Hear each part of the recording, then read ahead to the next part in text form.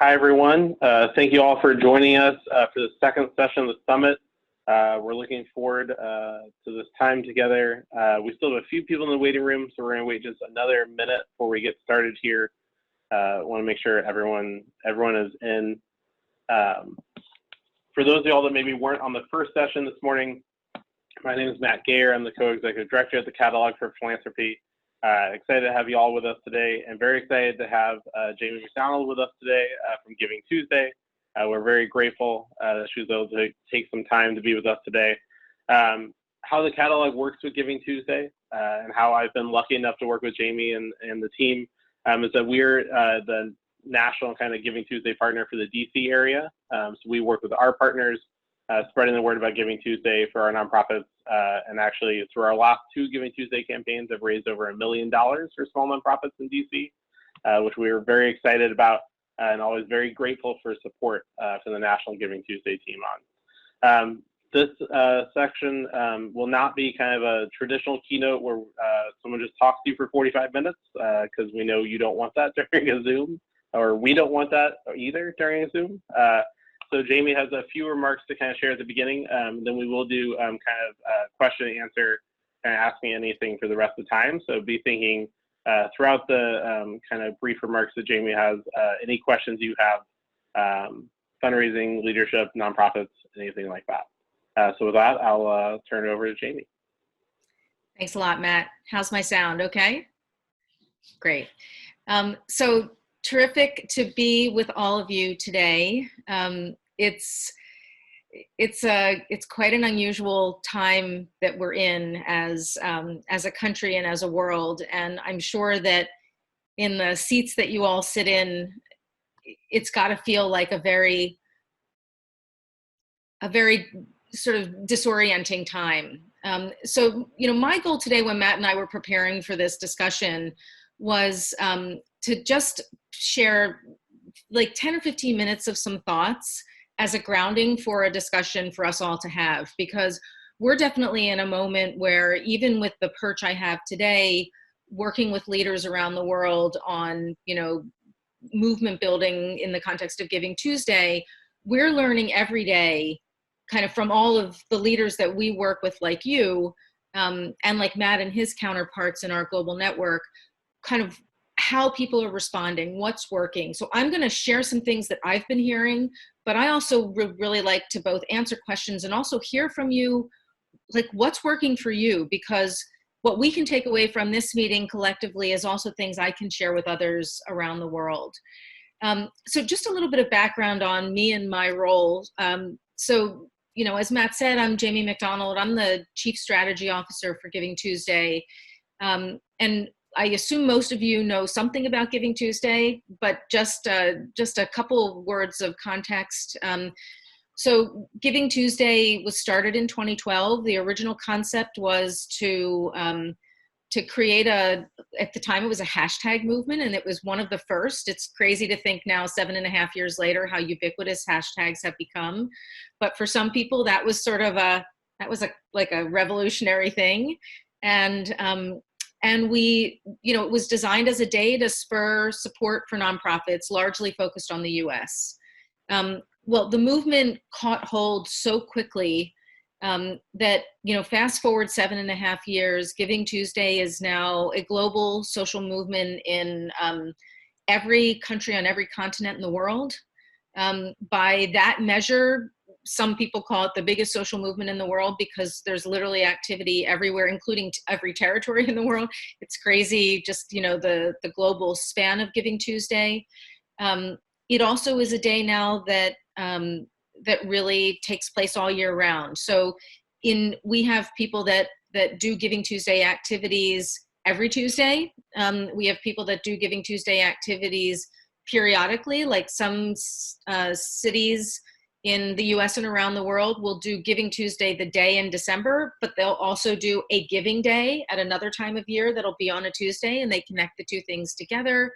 We have people that use GivingTuesday as a day to recognize volunteers and leaders and other supporters in their community. So it's not about making money or raising money. It's about recognizing generous people in your broader community, all different kinds of creative ways that the movement is now sort of uplifting generosity around the world.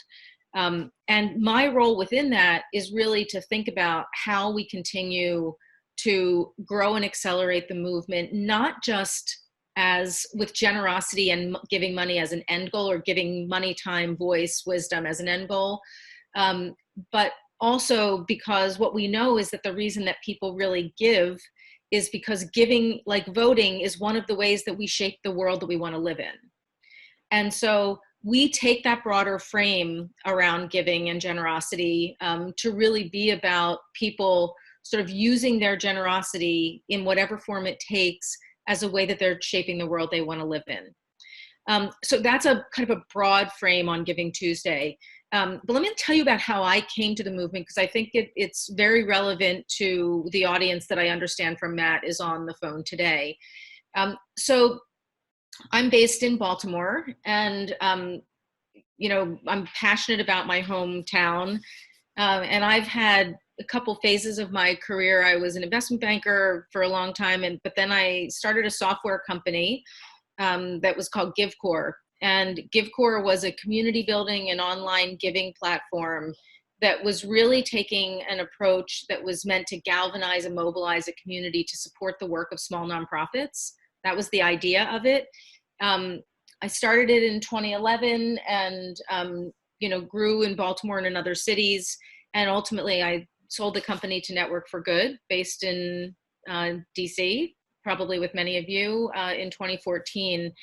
But in that time that I worked with GiveCore, this idea of Giving Tuesday bubbled up in 2012, as I mentioned, and we saw it in the giving social media channels, and really just loved this idea that on the heels of Black Friday and Cyber Monday, there was a day that was sort of meant to reclaim the giving season, that was meant to refocus people on the fact that, you know, this is really a time when we're all supposed to be thinking about, you know, our families and our communities and how we do good in the world in the context at that point of nonprofits. So, so we participated in 2012, had an incredible response in Baltimore, and decided that we saw an opportunity to do something bigger for Baltimore in 2013. And so we launched the first ever large Giving Tuesday campaign in 2013. We set out that year to try to raise $5 million in a day in Baltimore, and to be, and I say this with quotes for, I guess you can all see, the most generous city in America, which, you know, my sort of secret inside baseball was I thought we might be the only city doing a Giving Tuesday campaign as a city that year. So I thought we were probably very likely to earn that title, even if we didn't raise the $5 million. But we brought in a giant coalition together of people. And in a city like Baltimore, with the challenges that we have about the way we're viewed in the world, to have a rallying cry like being the most generous city was something that just galvanized our community. And I share that because one of the things I'm going to talk to you about in a minute is like, what is that galvanizing concept for you as an organization? And how do you take some time in this strange moment that we're in right now as a country and think about, you know, how you continue to really identify those galvanizing opportunities for the community that supports your work. So we were successful that year. We blew through our goal and raised almost $6 million. We had hundreds and hundreds of nonprofits participate. They didn't all have to work on our platform. The whole idea was people should do it where they were, the way that it made sense to them. But we had a reporting mechanism that allowed us to really gather all the information. And that really put me in close communication with the Giving Tuesday team. And so ultimately, when I sold the company, I joined the Giving Tuesday team initially as an advisor, and then came onto the team this past year. So that's a bit of background, my background, and why I sort of have a perspective on how nonprofits can really tap, you know, galvanizing moments to think about how to sort of grow their support and have more impact in the world. So let's talk about this moment right now that we're in. So obviously, this is an unprecedented time on, three dimensions more, really, if you consider the election and all that comes with that. But, we've got a pandemic. Many of you probably are affected in some very direct way as a result of that. And I don't just mean because of the challenges of raising money or something like that, but many of you probably have staff or clients who are very affected by, COVID. Certainly you've had to think about, because of the recession that has arisen as a result of, the shutdowns around the country because of COVID, you're probably dealing with legal issues and PPP and like all kinds of stuff that, somebody's had to learn in a hurry just to keep the lights on and keep things going. And then obviously we're also at the same time, confronting, and I would say in some ways, a long overdue social upheaval, where we've really had to look hard at ourselves as leaders, as the social sector, about the systems and practices that have sustained inequality in our country and where we play a role in that. And it doesn't matter if we're serving diverse communities, because we know that even in that sort of hierarchy of, the service providers to the served, that there are inherent inequities in that as a system. And so all of us who work in this sector are facing this confluence of challenging, unprecedented, circumstances that really, have made us all sort of reflect on how we sort of sustain ourselves while at the same time, addressing all of the, the difficult circumstances that we find ourselves in. And so, as I mentioned at the outset, I have a perch that lets me look across the country and across the world at organizations and how they're responding in this moment. And so, in thinking about this talk and wanting to set the stage for us to have a great dialogue, there were 6 things that struck me that small nonprofits and medium-sized nonprofits, and honestly, I say this to some of our very large nonprofit partners at GivingTuesday as well, but I think that they're particularly resonant for small nonprofits, can really start to think about doing to sort of look at this pause in time that we're all in. And I don't mean that it's a pause in the demand for your services, because I recognize that for many of you, service demand is huge, right? But it's a pause in sort of the normal way that we operate. And I think if we can see the silver lining of that, it's a chance for us to sort of say, look, we want things to go back to something, but maybe it's not normal, right? Maybe it's the new thing. Maybe it's the new thing we want to sort of establish for our organizations in whatever this next phase of, our country looks like post-COVID. So let me run through these 6 things. There are things I'm seeing across the country. They won't all apply to every one of you, but hopefully a couple of them will be helpful starting points for a discussion. Then I'm going to stop talking. And I really want to open this up to a dialogue among all of us. So first thing, the organizations and leaders that I've seen kind of, doing okay through this have first and foremost just gotten their heads around the fact that we've got to be able to roll with the punches right now. It sounds really obvious, but I think we have to sort of embrace the unexpected. I think we've got to embrace that we aren't going to have continuity and consistency through our week. We're not going to have continuity and consistency through week to week. I mean, think about how we're all feeling like, weeks. On one hand, weeks feel like months, and on the other hand, weeks feel like they're going by in a blink because we're just putting out fire after fire after fire. And so I think that just sort of, if you can, putting yourself in a headspace where you say, there is no normal right now. And I'm just going to I'm going to take the thing that's in front of me right now.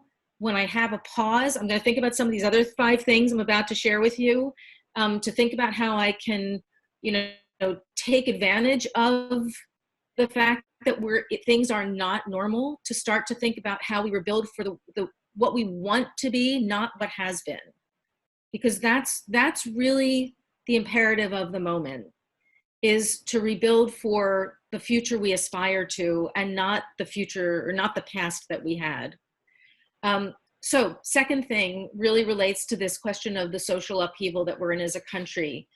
You know, how can you use this moment to think about the ways that you're building an equitable culture? And culture is a term I use really intentionally, because I don't mean just equitable practices. I don't mean just hiring diverse people. I don't mean just, you know, putting out statements that say the right things. What I mean is really looking at your culture as an organization and saying, how are we actually living the ideals of equity? You know, are we asking our employees how they feel, right? All kinds of organizations, when they actually ask the question of employees of all backgrounds, whether they feel like it's a fair and equitable culture, get really important information about how they're seen. And you've got to be able to step back as leaders from your own insecurity about some of what you might hear there. But it's an important opportunity to start some conversations that that maybe you weren't having before all of this happened. The reason that it's so important, beyond the obvious, that we all want to really move our organizations and our sector forward so that it is truly inclusive and equitable, is because your supporters are going to ask you this question. They're going to want to know what you're doing in this realm. And so you need an answer, and they're going to sniff it out if it's not real, right? So there's the two sides of it. We should be doing it because it's the right thing to do. We should also be doing it because others are going to ask it of you. The third thing, there has never been a more important moment to love your existing supporters in ways you've never loved them before. And what I mean by that is, like, you should be appreciating them, acknowledging them, sharing what they've made possible, even if you're also sharing the difficulty that you're dealing with right now. You should be sharing stories of your work. You should be talking about, you know, how your work is contextualized in this current moment and why they should care about that. What you shouldn't be doing is asking them for money, asking. There is time to ask, and that should all be thought of in a frame. But for your existing supporters, you should be thinking in sort of a 90-10 context, that if you're going to have 10 touches with them, 9 of them should be loving them and appreciating them in some way. It's just never been more important, because whatever the future holds, the people that are going to both sustain you to get you there and help you build this new normal are the people that appreciate you now. It's a really difficult time unless you're a health, housing, food organization. It's a difficult time to really, engage a large group of new supporters. It's not impossible, and we can talk about some of that, but it's difficult. So if you're thinking about the balance between existing and new, now is a time to really think about every possibility you can imagine to love those existing supporters. The fourth thing, if you want to make the case for support, whether it's existing or new supporters, there are 3 really critical components of that kind of outreach right now. It's got to be authentic. Like, it can't look like the stuff you've sent before, right? It's got to be acknowledging the moment that we're in, right? So it's got to be authentic, it's got to be relevant, and it's got to be urgent, right? Because there's so many pressing needs that if you're going out to people with something that just sounds like steady state operations, and we know like steady state operations are important, but you've got to put them in an urgent context, right? And you've got to put them in a context that really meets the moment. And it's got to be authentic. If you're an executive director, particularly, and I know we've got a mix of folks on the line, but if you're an executive director, this is a powerful time to admit the things that scare you, the things that worry you, the things that, you know, keep you up at night, the things that cause you pain, you know, as a leader that's confronting every day the challenges that we're facing as a world, right? Authenticity is really, really important right now, and it will break through, where just great, beautiful, perfect marketing may not. The fifth thing, and this one is going to be really different for all of you, is this is a great time to sit down with your team. Beyond the conversations about equitable culture and all of that, that's really important, and it's a sort of it's a work stream in and of itself. But it's also a really good time to sit down with your current team and maybe some of your closest advisors and supporters and really look at everything that you'd want to fix, because you're building, again, you're building for the new normal. So what are the things you should be looking at right now, whether it's systems or people or branding or website or your storytelling approach, or things about virtual work versus in an office work, or if you have delivery, you know, if you're a food or an organization that sort of gets things to people, are your delivery systems working? Like, it's a really good time to sort of just take a hard look at yourself as an organization and engage the voices all the way up and down, you know, in the 70s framing, you know, it would be from the mailroom to the CEO kind of thing. But, you know, it's literally up and down the seniority spectrum of your organization, and say, like, what's working? What can we be doing better? Because if we're building for the better tomorrow, what are the things we want to sort of put on the list to try to fix right now? And then the final thing is, we think year end will still be important. And I say that with that caveat because it is we're going to be post-election. Well, maybe post-election at that point. We hope we'll be post-election come December 1st on Giving Tuesday. So what can you be thinking about now that you can lean into for that year-end period that starts on Giving Tuesday and runs to December 31st? Acknowledging that some of what you might contemplate now may be irrelevant by then. I mean, so it's like, you've got to be thinking about it at the same time. You've got to be maybe building some flexible frameworks for how you think about year end, so that you can accommodate the fact that, you know, things may be very different by that point. So those are my 6 recommendations for things that you could be doing now. I'm happy to send those as a little bullet list to Matt to share out with everybody, since I'm not doing slides. And so, you know, but I'm going to stop there, and happy to really talk about fundraising, movement building, equitable practices, leadership, Giving Tuesday, or anything else that you guys want to talk about. I'd also really love to hear from you. If there's something you're doing right now that's working, like, share it so that I can share it with people around the world, and you can have a ripple effect of, like, your great innovation that can actually ripple around the world, and maybe everybody else on this call can also benefit from. So with that, Matt, why don't I turn it back over to you to moderate some questions? Yeah, definitely. First of all, thank you so much. I think all those resonate. I was taking my own notes during that. I was like, oh yeah, that's happening right now constantly. And I also always love anytime that we don't coordinate, that a lot of what you were saying there are some of the things we're covering in our fundraising sessions later as well, especially around the ask and kind of the stewardship. You know, one thing you mentioned kind of early on that someone asked about, and I think is always true, especially for small nonprofits. You know, a lot of Giving Tuesday, a lot of your own work and kind of movement building has really been about capturing the energy of a community. But a lot of times that can seem really daunting for a small nonprofit that probably has maybe a communication staff, usually not. It's probably a development or ED doing it on the side. So how can kind of an organization with a really small capacity, still at least on their kind of hyper local level, get that kind of viral sense of a kind of campaign that people want to be a part of?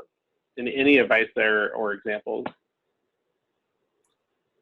Yeah, I mean, I don't think there's a magic bullet for that, Matt. You know, I think we're in a tough time for things that are viral. That's why I really sort of emphasize focusing on your existing, community right now, like keeping them close, because, it's a time right now when, if you're not in those 3 or 4 key COVID response or equity lanes of work as sort of an explicit focus of what you do, I think it's hard to break through beyond your existing community.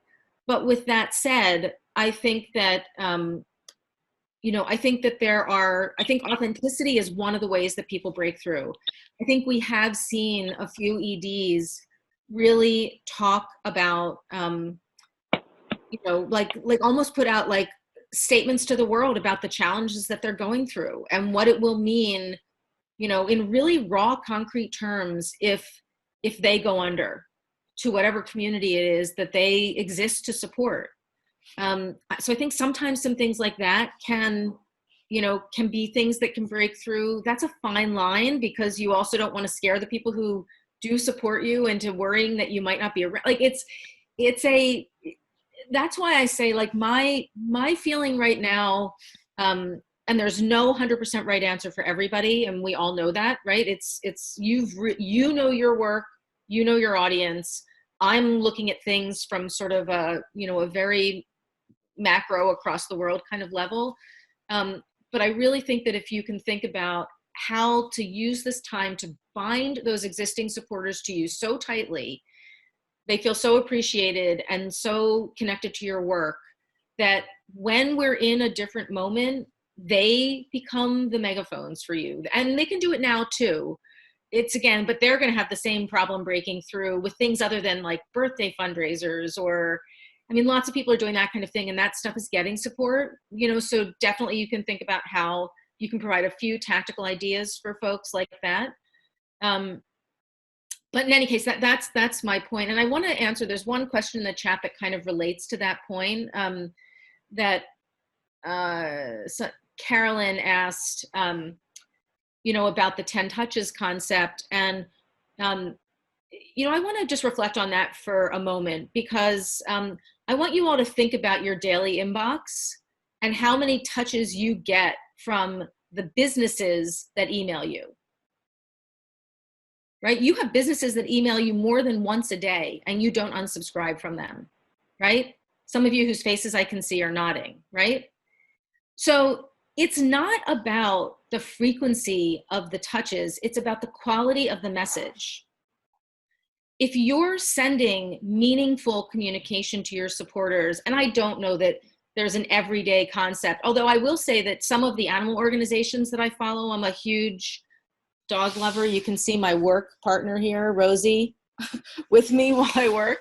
Some of the animal organizations that I follow, I get daily emails with them of stories of an adoption, stories of a dog who they've sent through medical treatment. Like, as long as I feel connected to the work and I feel moved by what they're doing, it's not about the frequency of the touches, it's about the quality of the touches. My point there was more to say, make 9 of those touches in whatever frequency you feel is right for you. Make 9 of those storytelling, sharing, appreciation, and thanking.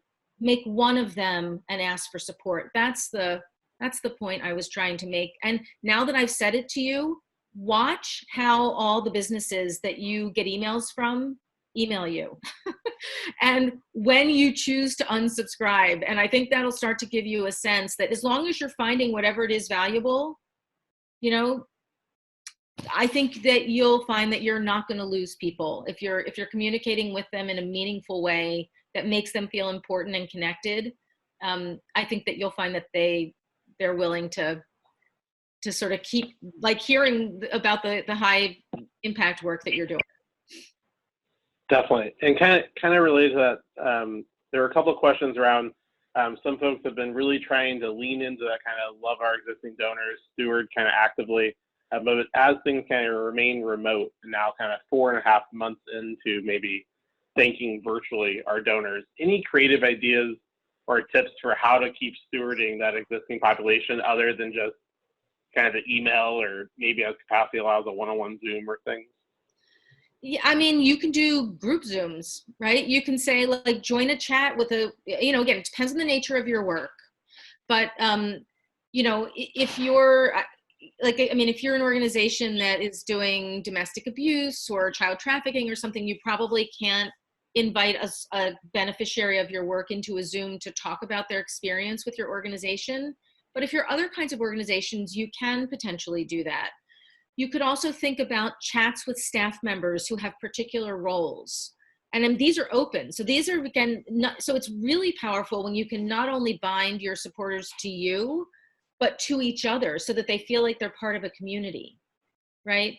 That's something bigger than just their one-on-one relationship with you, but now it's part of their relationship to each other. Matt, it's a little bit what we've done with the GivingTuesday Leader Network, right? Where we are trying not just to have you have a relationship with me or Celeste, we're trying to have you have a relationship with the other GivingTuesday city leaders around the country so that when something comes up, you got somebody else to talk to who's sort of living in the same, you know, world that you're living in, sitting in the same seat you're sitting in. If you're an organization that does field work, you could do a live stream of your field. Like, I don't know, if you're an environmental organization, you're still out there in the field doing your work. You know, do a live stream of doing your work. If you're an animal rescue organization, do a live stream of a rescue. Let people see your work in action. Invite your supporters to experience what you do. Those kinds of creative things, you may not get a huge audience, but remember, with the moment that we're in right now, it's not about quantity, it's about quality, it's about connection. The more connected you can make your, you know, your community feel to you, the more hopefully likely they are to want to make sure that you stay around. Great. This one changes up a little bit, but more kind of that leadership perspective you were talking about earlier. Folks are appreciating the idea of kind of looking for what we can change, right? So we're not just going back to the way things were, but going back to hopefully the way we want things to be, but also making sure we're not responding just out of fear or anxiety or change to change with everything going on right now. So how do you balance that kind of wanting change? Yeah, it's such a good point, Angie. You know, I think every organization has got to take every bit of advice that they get and then put it through their own filter. So your culture has to dictate how much you want to embrace change versus how much you feel like continuity is the secret sauce for you right now. What I would say is, I think at least having the discussions around what change might make sense right now is a valuable discussion to have. And if you decide that for you, continuity is the thing that really is, you know, that's the thing that you want to do, I mean, that makes perfect sense to me. But I do think that a lot of organizations are kind of saying to themselves, this is a chance. I guess one frame I didn't put on that is part of the reason that organizations are telling us they're doing this is because they're thinking about things they've kind of wanted to do for a while. And this period of time gives them cover to do something different, right? In a way, it's like, I hate to say this because it's a sad thing for us and, you know, with a lot of businesses that we love, but there were a lot of businesses, small businesses that have been on the edge for a long time. You know, it's just the nature of small business, but nobody's going to look at a small business owner who closes during COVID and say, oh, that was a bad businessman or woman, right? It gives you the cover to do some things that you might have felt like you needed to do anyway, because you can say, look, this gave us a moment to reflect, to think about what we really wanted to change. And we felt it was important that we come out on the other side of this movement with this change. So again, there's not one right answer in all of this for anyone. This is each organization, each leader is going to have to decide what makes the most sense for them. But I think at least taking the time for some reflection about what might be the opportunities for change is a worthwhile exercise, even if you decide the answer is nothing. great. And, another kind of part of this too is looking not just for the uncertainty over the next few months of 2020, but also as we already start thinking about going into 2021. We know when disasters hit like this, like when we look at the 2008 recession, nonprofits always get hit hardest after everyone else. So as much as we're struggling now, we anticipate the real struggle will also kind of continue into at least the first half, if not all of 2021. Any advice as people are trying to at least begin to think about what this looks like on a long-term picture for the next kind of year or two? God, I wish I had a better answer to that question. I mean, I'm just being very honest. Like I feel like Giving Tuesday this year feels like it might as well be 2025, right? I mean, it's so far away in the context of how rapidly things have been changing in the country. And so, I don't know. I don't know what 2020, I mean, imagine how dependent 2021 and beyond is on the election. Something we have no ability to, whatever your political leanings, like we could be in a prolonged, political upheaval. We could have a new president. We could not have a new president. We could, like there are just so many, we could have a new Supreme Court potentially. I mean, there's a lot of big things that impact all of us that lay ahead in 2021. And I think to some extent, that's why I've been a lot more focused on what can happen between now and year end, because, or at least, between now and year end, because I don't think we're going to have election results, maybe even before Giving Tuesday. I think there's a really good likelihood that, we could be going into December 1st, not really knowing what the results of the election are. And so anyway, and that's not a great answer, Matt, but I'm having a hard time getting my head around how we think beyond the election. Yeah, and I think a big thing we can do right now with the uncertainty we have, where we can't necessarily plan 6 or 12 months down the line like we typically would be, is really thinking about how we're making those decisions. So even in the small decisions we're making now, setting up the process, setting up the communication with our board, setting up the engagement with our staff, so that we have those engaged audiences when we do start making those decisions long term. That's great. Another question we had was just when you kind of think about Giving Tuesday, which is surprisingly coming up soon, even though it feels like a long way away. Any advice for, especially in a year that's going to be a lot of noise, a lot of communication out there, especially kind of right post-election, everything's still going on with COVID. Any examples you have of really kind of galvanizing Giving Tuesday concepts, or maybe any lessons learned from the Giving Tuesday now that y'all organized at the beginning of COVID? Yeah. So many lessons. And, Matt, we should think about, well, we're going to be doing this anyway. We'll certainly invite everybody in your community. We're going to be doing a lot of content, in ways that we haven't now for several years, because we haven't really needed to. But we're going to, as a Giving Tuesday team, be doing a whole content series for planning for Giving Tuesday. But I do think that galvanizing concepts are really, and somebody asked a question about that, I do think that is a frame to begin to think about as organizations, because while people may believe in your day-to-day kind of core level work, to break through in the noisy period that we're in, you need some concepts that really mobilize people around your work. I'll keep using the animals examples, because I think they're organizations that really get it right in a lot of ways. If you think about, and if you don't subscribe, even if you're not an animal lover, if you don't subscribe to your local SPCA, or, if you want to see an organization that does really well, there's an organization in Baltimore called BARCS, B-A-R-C-S. If you subscribe to their outreach, they do an incredible job of sort of creating galvanizing moments. And it's often around a devastated animal who's been brought in and needs just extraordinary measures to survive, which is an awful thing. But I think we all respond to that sense of urgency. And the way that they'll frame it is they've got, I think they call it the Frankie Fund. They've got a fund that is specifically for these really devastated animals. And so they're not using it, they're not using it as a way to sort of build just general operating funds, although a lot of what they do is support the medical needs of animals, but they're creating that galvanizing moment, right? They're helping you realize that, like, everything may be crazy in the world, but devastated animals are still being brought in, right?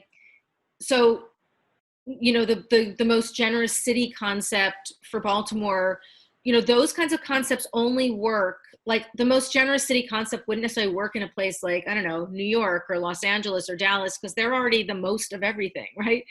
But like, so it's gotta, when you're thinking about these galvanizing concepts, it's gotta sort of speak to the chip on the shoulder of the people in your community, right? What's the thing they're trying to solve? What's the thing that riles them up and makes them feel like I need to act today, right? For a city like Baltimore to galvanize themselves around a frame of generosity and putting us out in the world, which was part of what the GivingTuesday team helped us to do, putting us out in the world as the city that was the most generous on this particular day, like that is such a counterpoint to the way the world generally thinks about my beloved city, which is so much more than the media's perception of it.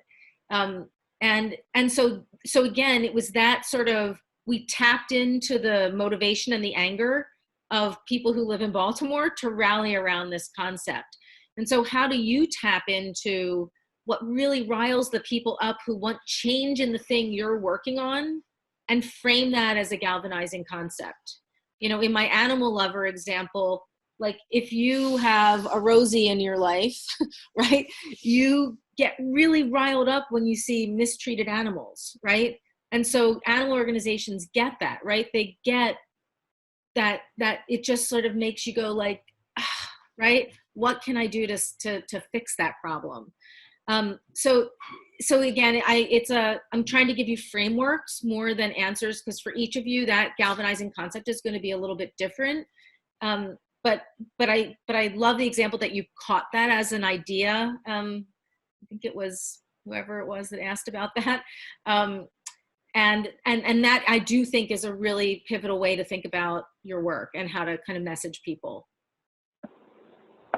Definitely. And kind of related to that, and this answer might be a little similar, so we can skip if you'd like, but someone was just asking that with kind of social media usage being so high right now, there's a lot of opportunities possibly, but when they think about end of year communication in general, especially in GivingTuesday, a lot of it happens on social media, and just with so much noise out there, any tips or content you're seeing, or maybe even content you're just kind of engaging with yourself, that you find is really kind of cutting through the noise and kind of getting people to kind of pay attention right now? Yeah, I'm definitely not the best person to ask about social media. I'm not a super big social media person myself. And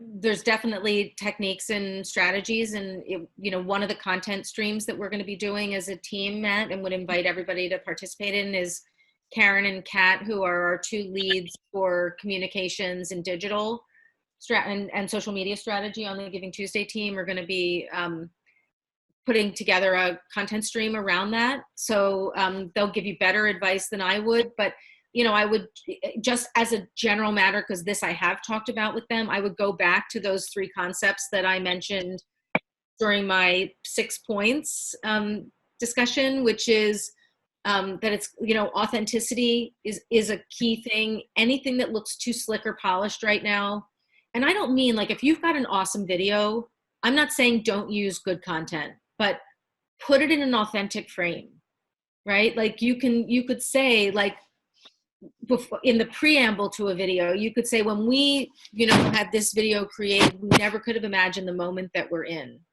right? Like bring it into the now, make people feel like what they're about to see matters right now at this minute, right? So authenticity, relevance, and urgency, those are the three things I just constantly say about all aspects of how you're kind of facing the world right now, and whether it's fundraising, marketing, communications, or social. I think those three things should be the hallmark of everything everyone is thinking about, because if you're not communicating at least those three things, you're probably not going to get anybody's attention. Definitely. Great. We have one more question right now, so if anyone else has any other questions, before we wrap up, feel free to ask them now, and we'll try to answer maybe one or two more. Could I ask a question? Could I ask a question of the people here? So, and I don't know if you guys ever like do the unmute and let people talk, but I'd love to hear, like, are any of you doing things that you've just been surprised that they've worked or that have broken through, or even if it's like team building or fundraising, whatever it is, like, are any of you doing any things that we could all learn from? I'd love if we could unmute you and you could share with the audience. I see Amanda's raising her hand there, Amanda Katz. Hi, good morning. I run a nonprofit that helps victims of domestic violence and sexual assault. And right now our workload is up about 400%. And we are supremely busy, but we're also really seeing a lot of community support. And we've intensified our social media and the amount of resources we put on our website for people to do safety planning and understand what it's going to be like to go to court and how to get a protective order and things like that. So I've just been doing some insiders briefings and inviting donors and board members. And we also launched a community engagement program to help people understand the concept of power-based violence and how, by understanding the topic, they can be an advocate, not just for our agency, but for people in their lives and for the topic in general. So having events around different aspects of power-based violence has allowed us to educate the community and keep them engaged and give them the opportunity to kind of speak up a little bit about what's happening in their own lives. And we give them a tool every time to do the next thing, right? Like what's the action item? And the last thing I'll say is we're very excited. In October, Janine Cummings is going to speak for our group. She wrote American Dirt and A Rip in Heaven.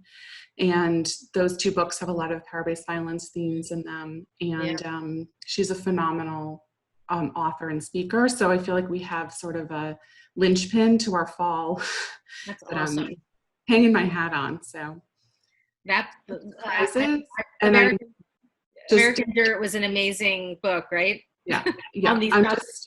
I'm just terrified for FY22 when the state's tax base is reduced and we don't have the kind of grant support that we are used to and very dependent on. Yeah, I hear you. I appreciate you sharing, and that's really good stuff. I see Molly has put an idea in the chat. I don't know, Molly, I don't have a last name, but if you want to unmute yourself and share a little bit more about this, that would be great.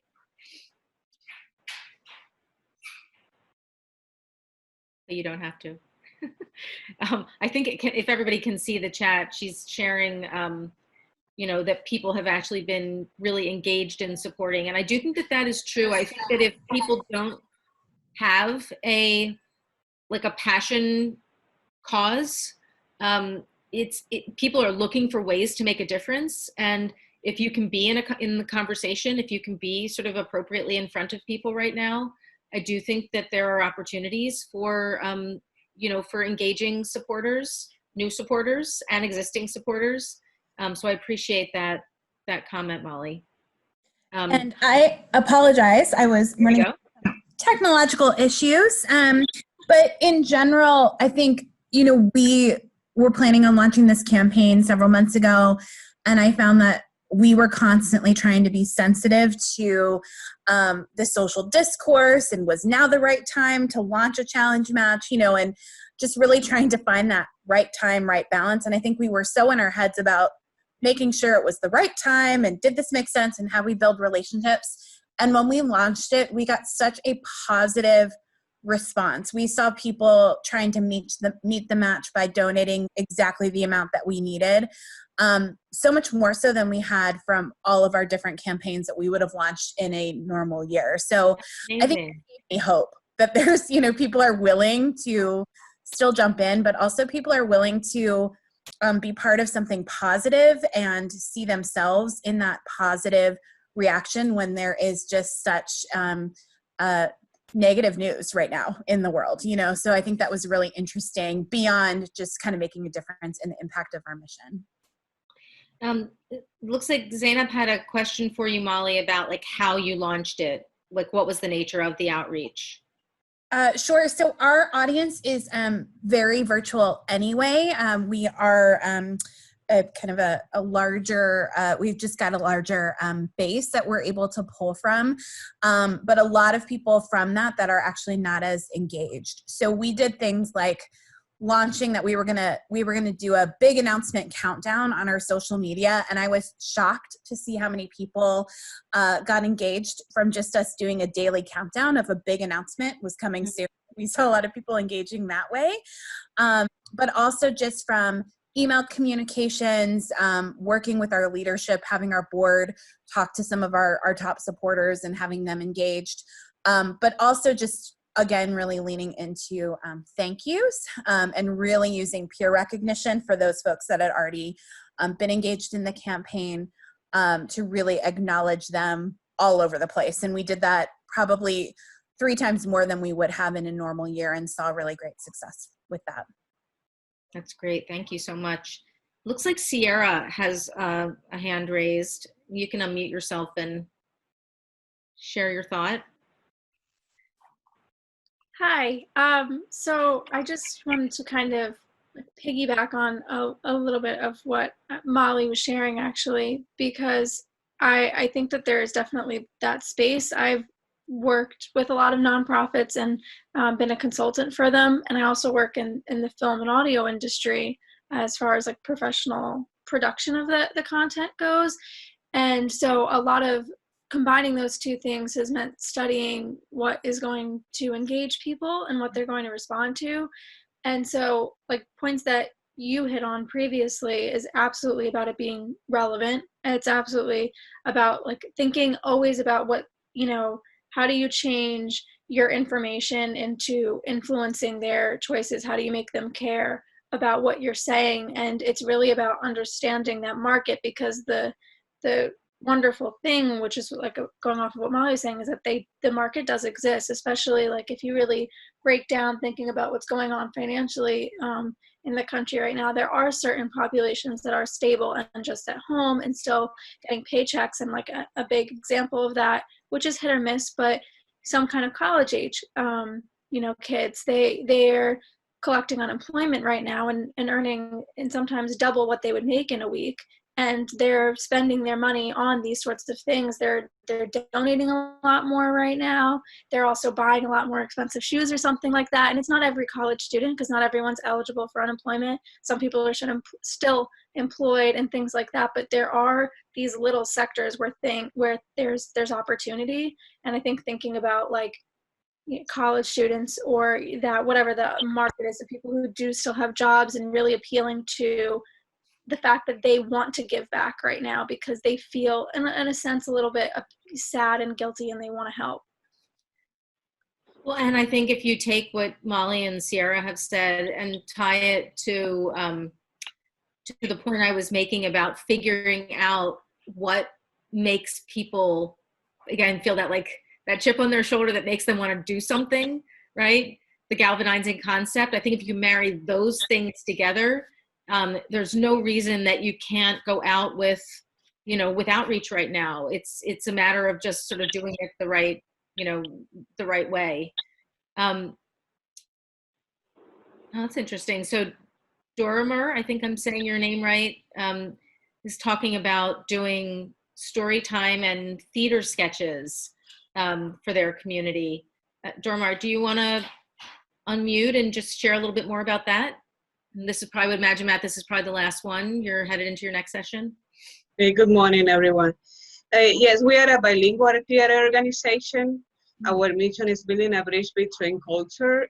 After the pandemic, we are working with our donors to share their story and be together with us. We are doing story time every Tuesday. We invite them to be part of the story time and share the knowledge or read a book with us. If they love it, they are so excited about it and connecting with the community.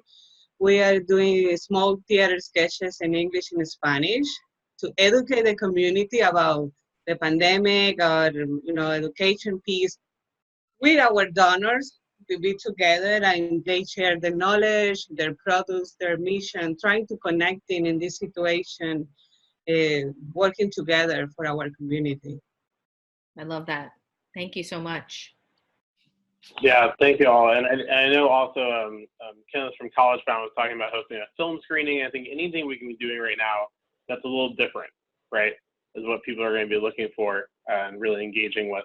I'll also say, as a word of hope, we've seen donations to our small nonprofit partners in DC actually double over this time. So the amount of money we raised for nonprofits, usually this is a quiet time, and the summer has actually been very active on the donation front, which we've been excited to see. So I think people are wanting to respond generously, right? And it's just how we're kind of tapping into that is going to be really important. So I want to thank Jamie so much for being with us today, answering all these questions, sharing the 6 points. We'll definitely share those points out with folks. We had quite a few people message me asking for them, so we'll put those together and send those out post-summit as well.